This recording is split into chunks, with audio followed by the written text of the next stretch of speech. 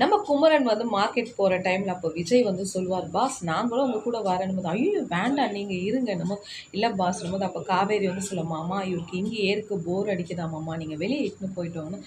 அப்போ 2 பேர் நடந்து போகும்போது உண்மையாலுமே உங்கள் ஊர் வந்து சூப்பராக தான் சார் இருக்குது, ரொம்ப சில்லுன்னு எப்பவுமே வந்து பிரெயினை வந்து ரிலாக்ஸாகவே வச்சோம் சார். எங்கள் ஊரில் அப்படி தான் சார் குமரனும் நம்ம விஜயும் அப்படியே பேசின்னு வராங்கங்க. ஏன்னா சகலையும் ஒன்று சேர்ந்தாலே அந்த இடமே வேறு லெவலில் இருக்குங்க. அப்போ வந்து சொல்லுவாங்க, சரி உங்ககிட்ட நான் ஒன்று கேட்குறேன், நீங்கள் தப்பாக நினைக்க மாட்டீங்களான்ட்டு விஜய் வந்து குமரன் கிட்ட கேட்பார். என்ன இப்போ எல்லா விஷயத்தையுமே வந்து நீங்கள் இப்போ உங்கள் ஒய்ஃப் கிட்ட சொல்லிட்டீங்க, இப்போ உங்கள் ஒய்ஃப் சண்டை போடுவாங்களா போட மாட்டாங்களா? சண்டை போடுவாங்க தான், ஐ டோன்ட் கேர்னும் போது ஏன்னு கேட்டேன், என் பிரச்சனையை எல்லாத்தையும் சால்வ் பண்ணுறதுக்கு காவேரி இருக்கிறான், அது போதுமேனும் போது ஏன் நீங்கள் பேசி சரி பண்ண மாட்டீங்களா?